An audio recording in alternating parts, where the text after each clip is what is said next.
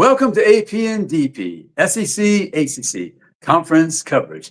I'm AP Stedham, multimedia personality from LA, Lower Alabama. My co-host, DP, Doug Parrish, University of California, former defensive back extraordinaire. DP, what's up, brother? Oh my goodness, week 13, what are we talking? College Football football. playoffs on the line. We are rocking and rolling, all firing on all cylinders in the ACC. I can't wait to share with you guys what we got cooking in the oven.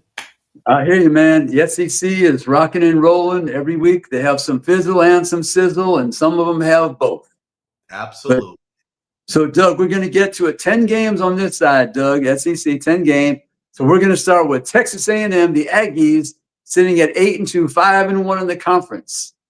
2.5-point favorite on the road, number 15 in the college football rankings at Auburn. The Auburn Tigers, 4-6, 1-5 in the conference, DP. 1-5, struggling all year. A&M is coming off a 38-3 victory over New Mexico State. This series, DP, 8-6 in favor of the Aggies. We know the Aggies can run that football, number 13 in the country. Now they have some reserve running backs, but I know that coach Mike Elko likes to run the football. Passing is 96. They have that dual threat quarterback, and he's trouble for teams because if you don't contain him, you're playing good defense, and all of a sudden he's slipping by you for critical third downs, making first downs. They're 88th in scoring, defense of scoring 22. Those are good numbers. Interceptions 27, tackles for loss 11th, high up in that ranking. Turnovers 0.4. That's 32nd in the country. Auburn, they have these inverse numbers on offense. DP. Total offense 42, scoring 72. You want it the other way around. You want the scoring 42nd in the country, not 72 in your offense. Really, it doesn't matter your offensive total offensive number. It's that scoring number that's critical. 72nd in the country. Turnovers, as we said all year, minus 1.1, 126th in the country. 126. So Hugh Freeze, the coach of Auburn, said they have to win on first downs. They have to stop the critical plays by Texas A&M. That's the formula that he presented this week to beat the Aggies, who they're trying to have one loss moving forward in the conference. They're 5-1. They want to go to 6-1 for the big showdown next week on Thanksgiving weekend at home under the lights against the University of Texas Longhorns. So they're trying to maintain that winning edge. And like I said, they have one loss in the conference, and I think Texas is the only other team with the one loss in the conference. I'll be at that game, as a matter of fact. So I'm looking forward to seeing that game live. I'm looking forward to seeing Texas A&M. In Auburn, right? Yeah, good ball game. You picked a good one because Auburn has nothing to lose. They're probably fun. Auburn will be fired up. Their fans will be there because they're very loyal. It'll be a nighttime game. Hopefully the weather cooperates. It's not too cool. We're gonna move on to the next game. Louisiana Tech out of Conference USA, 4-6 in the 3-4 in the conference. The series between Louisiana Tech and Arkansas is 4 wins for Arkansas, 0 for Louisiana Tech.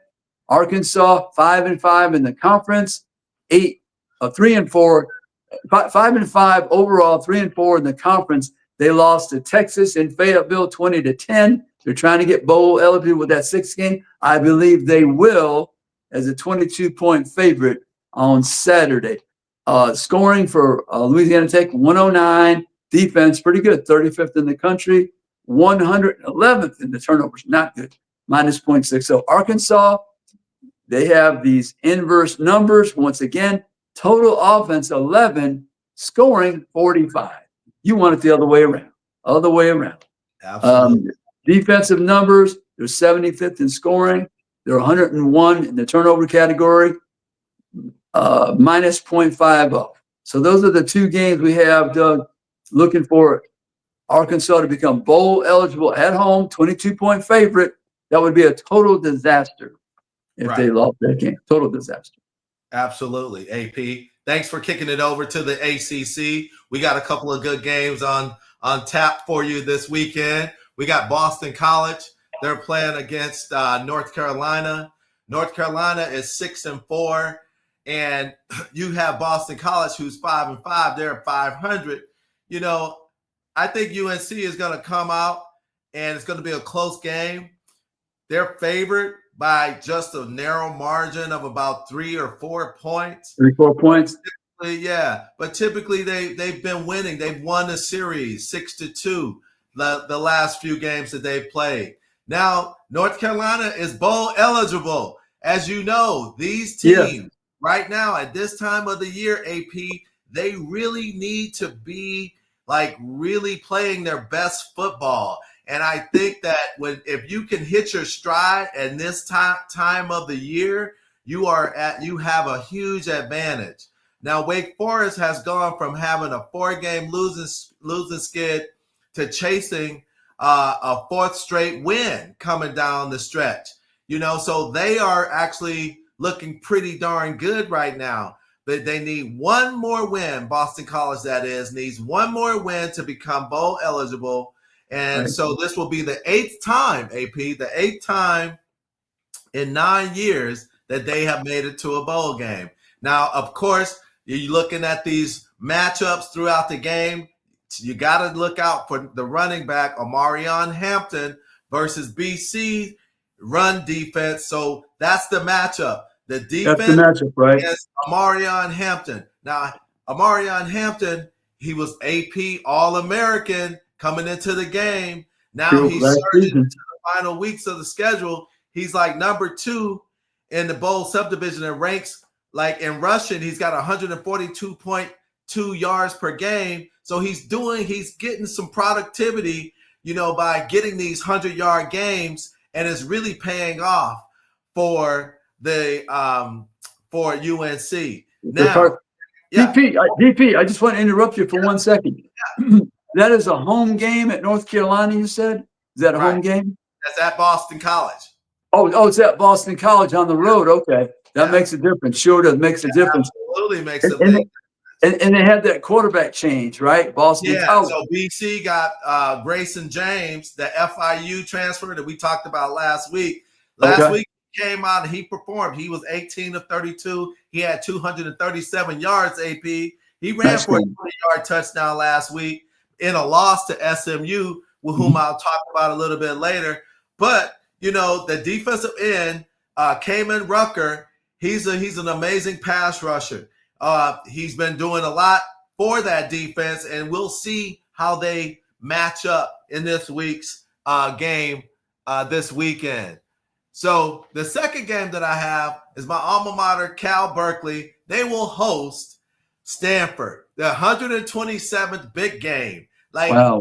I don't know of any other rivalries that have been going on for such a long time, but California Bears, they're 5-5 AP. They're playing against Troy Taylor, and he was a former Cal quarterback. There's a lot of storylines there with the Cal Berkeley Bears and Stanford. Stanford is 3-7. They're going to meet at Memorial Stadium this weekend. It should be a great game for folks to just come together and rally around these two teams. They're always great to play against. Despite Cal's 500 record, they are actually outscored their opponents 283 to 207 AP.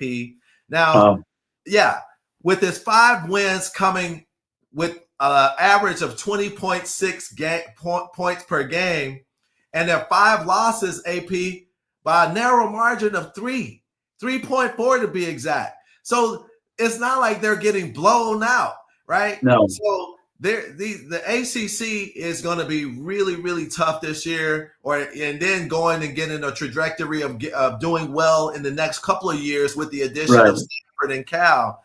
So Cal's defense is great, AP. They're 17th.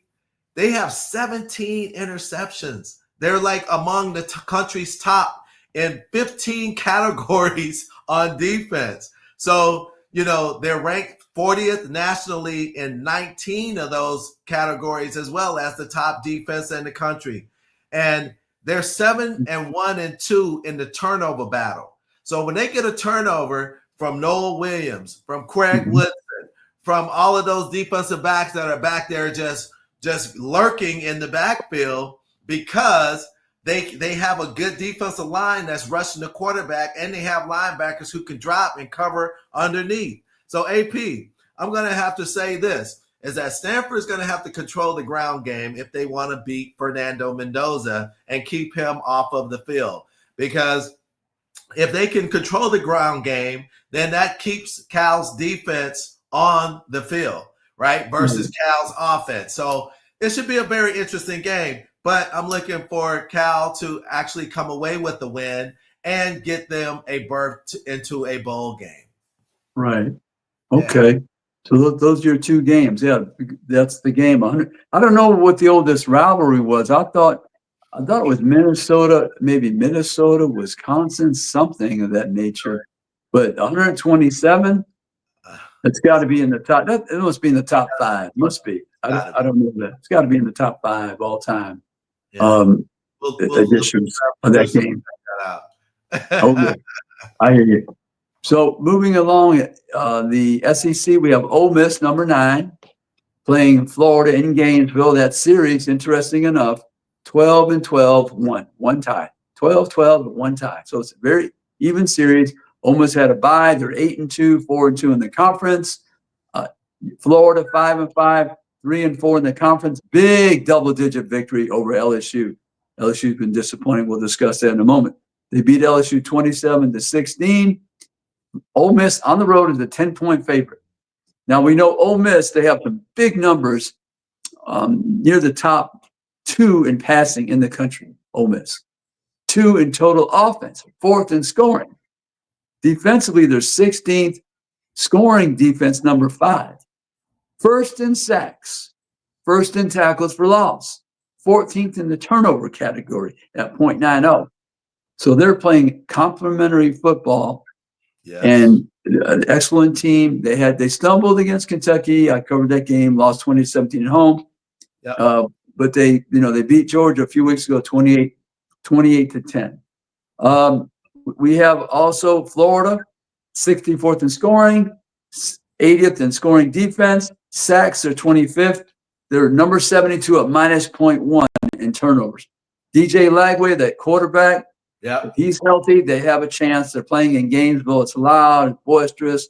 It helps that football team. Ole Miss, they're trying to maintain their position to be a part of either the conference championship game in Atlanta or the college football playoff.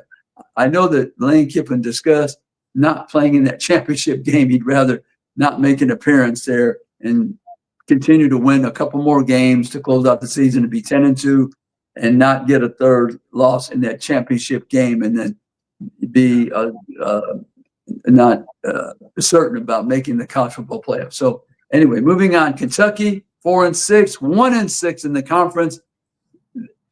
They beat Ole Miss, believe it or not. Their one win is against a ranked team, Ole Miss. Wow. So they beat Murray State last week, 48-6. Texas is their opponent down at Austin. They're 9-1, 5-1 in the conference. They're the other team that has the one loss. They're number 3 in the country. This series is only 1-0. They played one time. Texas won the ball game. Last week, Texas won that game, that rivalry game up in Fayetteville, 20-10. Texas, they're rushing. Kentucky, they're rushing. And this is a Mark Stoops team. He likes to control the football. They're only 71st in the country. That's one of their weak points. And passing is 114. They've struggled all season. Scoring is 109th in the country. Defensively, their scoring is 21. Imagine that, DP. 21 in scoring, and they have one win in the conference because of the offense struggles so badly. They're number 45th in sacks. Turnovers are 88, which is not a good number, at -0.3. Texas has some good numbers. 12th in passing, rushing only 64. Scoring, number 13 in the country. Defensively, number 1 in pass defense. Number 1 in total scoring. 4th in total scoring on defense. 7th in interceptions. 25th in sacks. Tackles for loss, 24. Their turnover margin is 0.70, which puts them at 23rd in the country. Texas, a 21-point favorite. They should win the ball game. unless Kentucky comes up with some offense and has a stellar defensive performance, which we've seen. We've seen twice. They've held Ole Miss to 17 on the road, Georgia at home, 13, 30 points between those two teams that are both highly ranked. Absolutely. Back to you. All right, AP. I have Clemson, Dabo Swinney, okay, Death Valley. You remember that guy? So they're playing Citadel. Citadel. Right. Yeah. So number 17 ranked Clemson looks to stay perfect in the FCS right now, AP, and keep its momentum against the Citadel. And, Clemson, they finished its ACC season 7-1 this year. All right. They want to keep that momentum going when they face its rival, South Carolina. Right. So the Citadel, under the second-year coach Maurice Drayton, they could reach 500. They could be, a pretty darn good team. And winning a game against Clemson would definitely be a feather in their cap. Oh, yes, absolutely. And we know this, AP. Any given Saturday, some of these teams can step up to the plate and make a name for themselves. Clemson's quarterback, though, Cade Klubnik, he may have, a different message for the Citadel. It's going to be tough to go up against the Citadel's defensive line, but Klubnik, man, he's been special all year. You know that. He has 26 touchdowns, AP, and he has 4 on the ground. So he's been playing very, very solid. They've lost a couple of games that they would wish they had back, but the Citadel actually has a good quarterback too, by Jonathan Bennett. Now, he spent a few seasons at Liberty. I didn't know that. But before joining the Citadel, he was there, and he completed about 52% of his passes. He has about 1,600 yards, 1,604 yards, and he has 7 touchdowns. So he knows how to get the ball into the end zone. Now, on the defensive side for Clemson, T.J. Parker, he's got 4 sacks. So, he had – and that was against Pitt last week. So he's big win, yeah. Yeah, that was a big win. So he finished with 5 tackles for a loss, tying the most by an FBS player.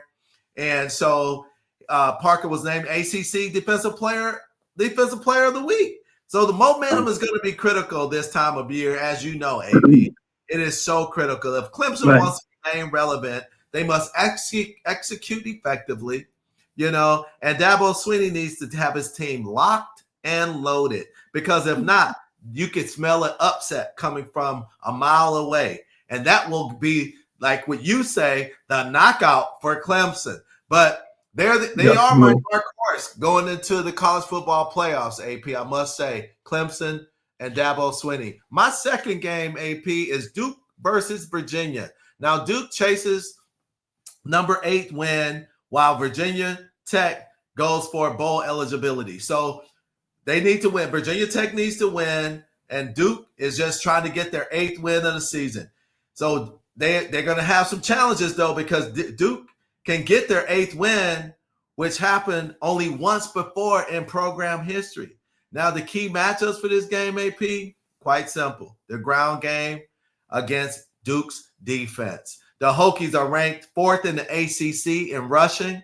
They're getting about 185 yards per game behind my favorite player, Bashal Tootin.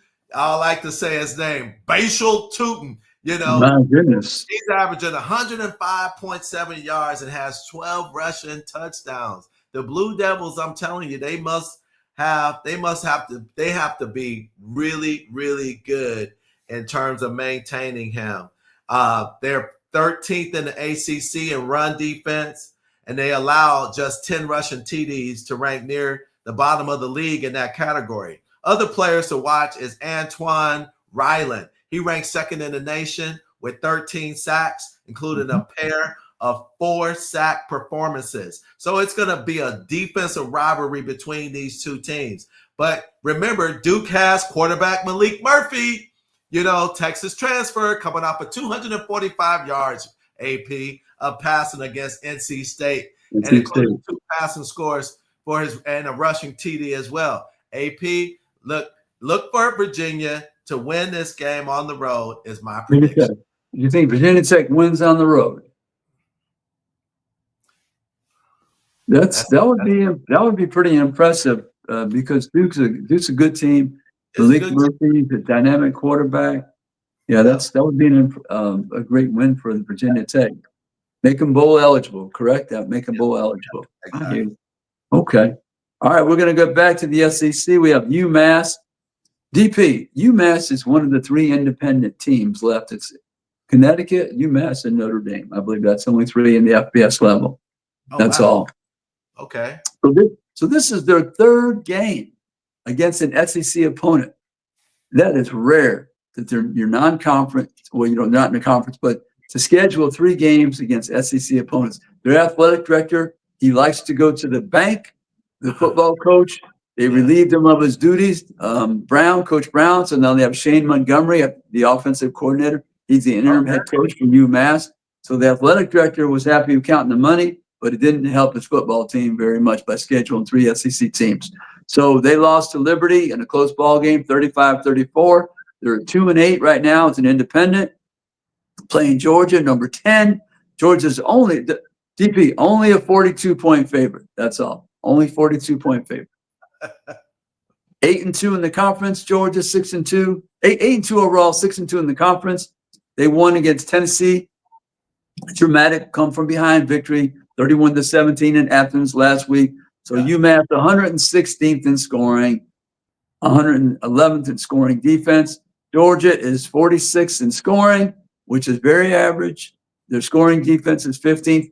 Every week we bring this fact out about their rushing game, 103rd.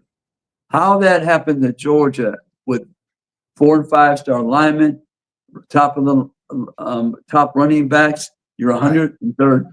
Even if there's some injuries, if you include those, it's hard to believe Georgia is the 103rd best rushing team in America. And Kirby Smart, he likes to pound the rock, but that's the case right now. 31st in sacks, 34th in total tackles for loss, number 79 minus 0.20 in the turnover category. So, but they're trying to still maintain their position for the college football playoff, which they should do as a 42-point favorite. They'll have to face Georgia because they're Georgia Tech the following week to end the season. That's a big rivalry. Well, let's move on to Vandy versus LSU. Now, DP, I want you to listen to this really closely. Okay. Vandy 6-4, 3-3 in the conference. LSU 6-4, 3-3 in the conference. Would you ever believe before the season you'd be stating the same numbers after 10 games? No, not with Vanderbilt and LSU. No, not at all, AP. Vanderbilt has Clark Lee. They did not win a game last year in the conference. And now you're tied with LSU 6-4, 3-3, both in the conference. LSU with the $100 million coach at home is a 7.5-point favorite. This series 24-7-1. So who knew they would have the same record? Who knew? Vanderbilt, they have great inverse numbers, DP, great inverse numbers. Total offense, 115. Offensive scoring, 64. Okay, that's great. Total defensive number, 52. They're scoring 39. Defensive scoring, 39. Those are 2 great inverse numbers. They produce on the field and play some complementary football. Their turnovers, they're number 26 at 0.60. That's a good number. LSU rushing 113th in the country, passing 8th. They're relying on that quarterback, Garrett Nussmeier. Their numbers, total offense 36, bad inverse number 57. Scoring is 57, total offense 36. Defensively, once again, total defense 55, scoring 70th. 2 bad inverse numbers on your offense and your defense. Interceptions, they're 117. This is DBU. You're 107. You're 117th. Yeah. Your interceptions in the country. They proclaim to be DBU. I don't know. They're taking a vacation this year. Yeah. Sacks, 18th in sacks. That's a good number. Tackles for loss, 79. Turnovers, minus 0.20. That's 79th in the country. So LSU, they're trying to limp home. They'll play, like I said, Vandy this week. LSU play Oklahoma to finish up the season at home. But that 6-4 record, their fans are not happy. They shouldn't be. No, not at all. Okay, back to the ACC. Back to the ACC. Well, as you were talking, I was thinking to myself, do I really want to cover this game right now? This game, AP, is Florida State versus Charleston Southern. Not to be disrespectful, but both of these teams are 1-10. AP, this is pretty much the battle of the bad. But somebody's got to win, right? I mean, Florida State, man, they could get their second win of the season. Their only other win came from, unfortunately, my alma mater, Cal Berkeley. I'll take the bumps and bruises where I need to. But the bottom line is, Charleston Southern is a pretty pedestrian offense. I mean, they do run the ball though, 130 yards per game. So that's right. Okay. But the Seminoles are going to have to stop that run, and Florida State have to at least be, trying to beat the brakes off the Buccaneers offense, and because they're going to try to control the pace the whole game to keep Florida State offense off the field. Now, I look around and I think to myself, Florida State, and I've had challenges with the head coach there when I was at the ACC media days. Just, his energy and, coming off of that huge season of last year and not making the playoffs and making a big stink about it. But you know what? Hey, that's in the past. The bottom line is these guys got to try to play. You got to keep fighting. And football is about, getting knocked down, getting back up, knocking the dust off your knees, and just say, hey, next play. And that's both of these teams have to be that way. Sum it all up. Florida State's going to have to control the line of scrimmage, AP, and they're going to have to try to reinvent themselves in some way, shape, or form, and get a second win this year. Besides beating up on my Berkeley Bears. But hey, a win is a win in this league, man. I tell you, so something a little bit more promising. Georgia Tech plays against North Carolina State. Now, North Carolina State and Georgia Tech unbeaten run at its home stadium, they could be bowl eligible, right? So that's what's at stake between these two. North Carolina State, that is, needs to win to become bowl eligible. And, they're coming off of a bye. So a lot of their players had an opportunity to, get healthy, get their strength underneath them. And Georgia Tech is trying to finish undefeated at home, for the first time since 1999 and build on that momentum from an upset. Remember, they beat Miami, which was ranked number 4. Then Notre Dame beat the Yellow Jackets in Atlanta, you remember? And so that was a couple of weeks ago. So both of these teams have taken some bumps and bruises, and they've had some good wins. But North Carolina's defense against the quarterback, Haynes King. Now, that's going to be a matchup. Yeah, Haynes King, he's going to be the difference maker. He was the difference maker in the upset over Miami. So we're going to see if he can kind of pull some tricks out of his bags. But don't forget North Carolina State's quarterback, C.J. Bailey. Now, he took over the starting job. Remember, we were talking about this. Grayson McCall, he was sidelined due to the concussions the last few games. So that ultimately forced him out of this sport. So now we got, Jamal Haynes as the running back for Georgia Tech.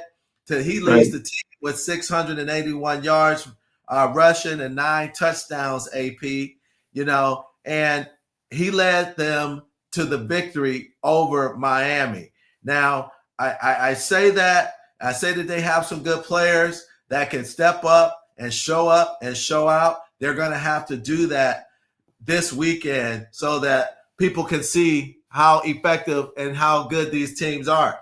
So my next one is Louisville and Pitt, AP.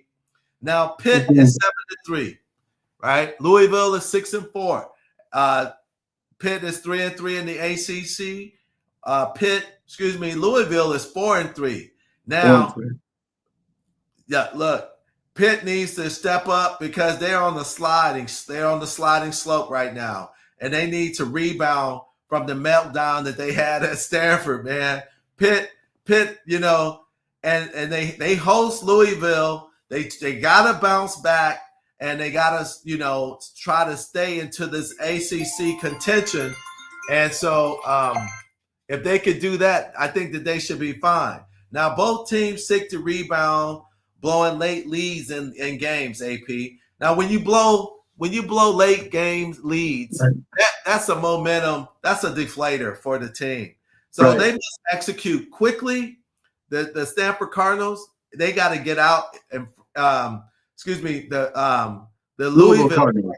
Thank you. They have to get out and execute quickly. And my friend Ron English on the defensive side should have those players firing on all cylinders as well, because Pitt's running back, Desmond Reed, he transferred in. He's 5th nationally with 157 yards, all-purpose yards. He has 1,400 Rushing total, but he has 738 rushing, 536 receiving, and 145 on punt returns. So again, I want to highlight that guy because he's an all-purpose running back, and he's caught 10 passes for 108 last week against Clemson. So that Tyler Slow, he's got to be for Louisville. He's got to be throwing that ball all over the field if he wants to win this game this week. And so, he completed about 26 to 39 of his attempts for 270 yards and a TD against Stanford. So they look pretty solid, so that should be a good game, Louisville versus Pitt. Yeah, that's a good ball game. Pittsburgh, Eli Holstein, he's had a pretty good year for him as a transfer from Alabama, Louisiana native. But that's a competitive game, I would say. We're going to move on to the SEC. We've got Mizzou at number 23, 7-3 overall, 3-3 in the conference, playing Mississippi State. Mississippi State 2-8, 0-6. They haven't won a game in the conference. The series is tied 2-2. Mizzou's coming off that loss on the road to Columbia. In Columbia to South Carolina, that's the two Columbias, Columbia, Missouri, Columbia, South Carolina. 34-30, they were down by double digits, 21-6, came roaring back, lost the lead in the last minute, couldn't hold on to it, for it would have been a nice road victory. They've lost their 3 games, they're all on the road. Mizzou, 41-10 at Texas A&M, 34-0 at Alabama. So this Mizzou team kind of been disappointing, really. Let's look at their offense, scoring offense 63, defense 25, but I think that's a paper tiger. They're the Mizzou Tigers. I think it's a paper tiger on defense when you give up 41 to Texas A&M in a loss.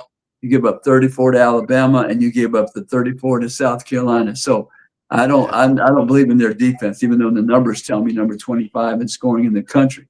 Their turnovers is number 32nd in the country. It's a point, which is 0.40. And I think that total defense of 18, that's a false number, misleading number. I think total defense for Mizzou. Mississippi State, 72nd in scoring, defense, 117th. We all understand if they're going to do much better next season, the defense must have better players, probably some other coaches. So, the new coach Jeff Levy is going to have to look into that transition on that part of his staff, the defensive side. Sacks, just to give you an idea, 132nd in sacks, 131 tackles for loss, turnovers minus 0.20, 79th in the country. So Mississippi State, we know that they should have a good offense with their coach Jeff Levy, but you can't be a one-trick pony. You got to come up with something on the defensive side. Right. You're going to be 0-6, 0-7, 0-8 the next year as well. Let's move on to Wofford, in-state school, playing South Carolina, number 18. South Carolina, big surprise, pleasant surprise. 7-3 overall, 5-3 in the conference. They finished with all the league games. They're coming off the win over Mizzou, as we stated. They gave up a 21-6 lead, and in the last minute or so came back, made a drive, it was less than a minute. It seemed like it was less than a minute. Raheem Rocket Sanders, he's been critical these last games. The transfer from Arkansas, he's healthy now. You know, when he was at Arkansas, had a rushing year of about 1,500 yards a couple years ago, but he's had some issues with health. So, but now he's good to go. In the last, like I say, handful of ball games, he's been a bright star for that team and leading them to victory. Back to you, BP. All right, AP, we have Miami Hurricanes. All right, they're number 8. They're going to try to avoid another upset against Wake Forest. And listen, AP, you know, this is going to be a very tricky game for Miami because the college football playoffs are here. And fortunately for the Demon Deacons, they appear to be perfectly suited right about now. Remember, I was talking about teams need to be playing well right around this time of the year. Well, Wake Forest is 114th in the nation in points allowed per game and 130th nationally out of 134 FBS teams. Now, that's in passing yards allowed per game. Hey, you got Cam Ward for Miami, okay, to keep that offense going. And look, they came off of a bad performance a couple weeks ago against Georgia Tech, but they should feast on Wake Forest, in my opinion. Now, a win this week means that Miami playoff chances, they live on, but a loss could mean that what? They certainly out of knockout. Yeah, absolutely. I like when you say that, AP. But you know what? Cam Ward was saying, he was quoted saying that, you know, we're not really worried about no room for error, right? He's talking about he doesn't want to play that way. He don't want, you know, he thinks that you mess up when you play that way. And so even when you play good, you're going to mess up at some point. So that has no meaning to us. That's his frame of mind. But I tell you one other thing too, Mario Cristobal mentality is this is just one game. Let's go out there and win it. You know, we're going for 1-0 this week. And that's his phrase. That's his mantra all season. And so if they can go out and just win this one game, they will maintain their life into the college football playoffs right now, AP. I hear you. Sounds like a good plan, good strategy. Mario Cristobal better have his team ready and better protect Cam Ward. He is the team. Yes. As far as I'm concerned. We have Conference USA, UTEP, University of Texas El Paso, 2-8, 2-5 in the conference, playing Tennessee, and that series is 3 for Tennessee, 0 for UTEP. Tennessee, number 11 in the country, 42-point favorite, 8-2, 5-2 in the conference. And I asked the coach this week, Josh Heupel, about Nico Iamaleava, and he said he's progressing, but we know that their passing game is only 67th. Their run game is number 10. They got Dylan Sampson, one of the best runners in the conference, best runners in the country, and they're 18th in scoring. Scoring defense number 8. Their tackles for loss number 11. That's a good number. Their turnovers to 46th in the country at 0.3. UTEP 121 scoring, 99th scoring defense. Tackles for loss 19. Turnovers, they're 0, and they're at number 65 in the country. We're going to move on to the big game of the weekend in the SEC. Alabama, number 7, versus Oklahoma. That series is 3-2-1 in favor of Oklahoma. Alabama coming off the 52-7 win over Mercer. They're 8-2, 4-2 in the conference. Oklahoma 5-5, looking for one to become bowl eligible. They only won one game in the conference. One game, 1-5. Alabama 8th in scoring, 10th in defensive scoring. They have good inverse numbers. It's 30 on the offense, 8th in scoring. On the defense, 32, and then 10th. Those are good numbers for the Crimson Tide. Interceptions are 9th. Sacks are 57. Tackles for loss 73. Turnovers 1.30. 4th in the country. 4th in the country, BP. That's a great number for them. A lot of turnover. Oklahoma, 91st in offense, very pedestrian. Scoring, defense, 40. They have a pretty good defense, but it's been worn down, as you know, all season long because their passing game Oklahoma 115th in the country. Total offense 117. You're at a blue blood school like Oklahoma, you should never be near 100 in your total offense. Nowhere near. Sacks, they're 7th. Tackles for loss, 6th. Turnovers, they're minus 0.1, 72nd in the country. But that finishes up with, I think Alabama should win that game because Oklahoma just does not have enough offense. Unless Alabama gives the ball away, they should win that ball game. As I said, they're a 13.5-point favorite. I guess I just mentioned that now. 13.5-point favorite first. So Alabama should come away with a victory, whether it's close or not. Only if Oklahoma can generate some offense or some turnovers leading the points for them. Got it. All right, AP. Looks like I got a couple more over here. Let's go to one of my favorite teams in the ACC, newly entered SMU, led by Rhett Lashley, the head coach of SMU.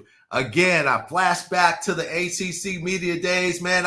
I told myself that's the kind of coach I want to play for. And look, AP, he's got his team firing on all cylinders. I'm super elated about this game. Can't you see I got excited? Okay, yes, because SMU and Virginia both have something to lose. SMU is number 13 in the country. They need to go to they want to go to the ACC title, and Virginia is standing in their way. And guess what? Virginia, if they win tomorrow or Saturday, they're going to be going bowling. So they have a lot to lose on this game, maybe. And I'm looking for Virginia's Jonas Sanker, who has proven himself as one of the top defensive backs. But, you know, he's going to be tested by Kevin Jennings, the SMU quarterback. He's going to be slinging the ball across the field like he does all the time. He's got some good receivers that can catch the ball, AP. So there's not going to be any downturn in productivity for the offense. However, Virginia has, they succeed when they blitz. So you got to check out the blitz, and the quarterback has to be mindful of where the blitz is coming from. But SMU has just allowed 11 sacks in 10 games this season. So the offensive line has been pretty effective in terms of picking up the blitz. Now, another player to watch is going to be Brashard Smith. He does it all, AP, with 1,026 yards rushing. He has 203 yards receiving and an additional 243 yards on kickoff returns. Sounds like somebody I know. Like to play DB, can catch the ball on the interception and run the kickoffs back for touchdowns. Hey, man, you got a little player like that, man. Love him. He was the 12th player in program history to break 1,000-yard mark in a season as a running back. So he's a pretty fantastic player. Now, third-string quarterback Grady Brostrauss, he comes in for short yardage, AP. You remember when the Philadelphia Eagles, they like to get behind they like to bunch up. They call it the tush push. So whenever you see that quarterback coming in for short yardage, that's what they're going to do. It's no secret. Hey, watch out for that. I hear you. Tush push. All right. DP, I was going to say, if you cover an SMU game, I think they're going to provide you a saddle. Giddy up. Because you're excited about that, coach. I love winners, man.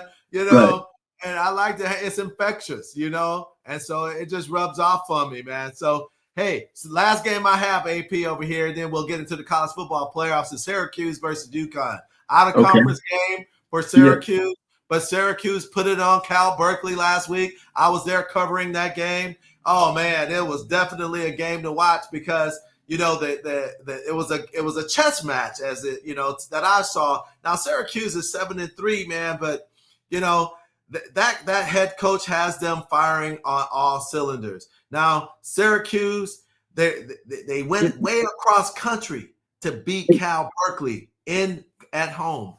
DP, Syracuse's record is, what is Syracuse's record? 7-3. They're 7-3. Syracuse 7-3. Yeah. That's a new coach, right? Last year or so, new coach, right? Yeah. And UConn, Connecticut they're 7-3. Connecticut or no? 7-3. Yeah. Both teams 7-3 in the East. Those are nice records. Yeah, yeah. I mean, the Orangemen, they've already clinched their bowl eligibility for the third straight year. So they're going to be playing a Big East team. However, these two teams, like you said, they're both 7-3. They're trying to maintain their credibility in football, college football rankings right now. And currently, Syracuse football is they're tied for number 4 in the ACC, for the ACC standings right now. So, right. Fran Brown, who I mentioned, he's got his staff is ready. They're zeroed in. I envision this team as being a team that is playing freely, right? You got a head coach that's kind of leading by example. Like, he knows how to win. He's got his team winning. Mm-hmm. He's been to bowl games the last few years. But first things first, they got to come up with a win against UConn. All right. And there's nothing, there shouldn't be any surprises. But Syracuse should not take UConn lightly, AP. No, they should not.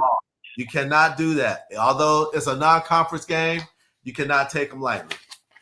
No, they're a good football program under Jim Moore right now. He came a long way. They're one of the independents, one of the 3 independents we discussed: UMass, UConn, and Notre Dame. Those are the 3 independents. Hey, DP, we're going to look at those college football playoff rankings before the lights go out. SEC number 3, Texas. Number 7, Alabama. Number 9, Ole Miss. Number 10, Georgia. Number 11, Tennessee. Number 15, Texas A&M. Number 18, South Carolina. And number 23, Mizzou. Those are all the SEC teams that are in the college football top 25 rankings right now for this week. Yeah, you know what, AP, is 12 teams vying for a spot, right? And what's interesting is that you got 4 rounds, right? But you're only going to have 1 champion. It's kind of a unique scenario where they have the brackets, right? They have the top 4 teams on the outskirts of the bracket. Then you have the top 2 teams, on the inside. And those top 2 teams on the inside bracket, they basically get a bye, right? The 4. Yeah. So this is pretty interesting, man. I'm looking forward to how this develops week over week, right? As we get closer. And keep in mind, AP, I want to tell our audience out here that you have, you've followed the Heisman Trophy and all of the candidates that are going to be in New York and, taking pictures with the Heisman and trying to get to be in some of those Heisman commercials at the Heisman House at the mansion. One of the key guys that I've been looking at throughout the season is this 2-way player that they have in Colorado, Travis Hunter. Now, he's got 100 catches, AP, and he's a shutdown corner. So he doesn't have all of the interceptions. But the last person who did something like that won the Heisman, was Rob Woodson from Michigan. And I just wanted to highlight that because they're both DBs, okay? I'm biased. Charles Woodson. Charles Woodson. Yes. Yeah, played for the Raiders for a long time. Sure did. Yeah. Oh, but anyway, so DP, if you don't have anything else, I think before the lights turn out the party, we're going to end the show. But we really have enjoyed it. Hey, it's interesting every week, and so we'll see you next week for another edition of AP and DP SEC ACC conference coverage. Take care, DP. Thank you, AP.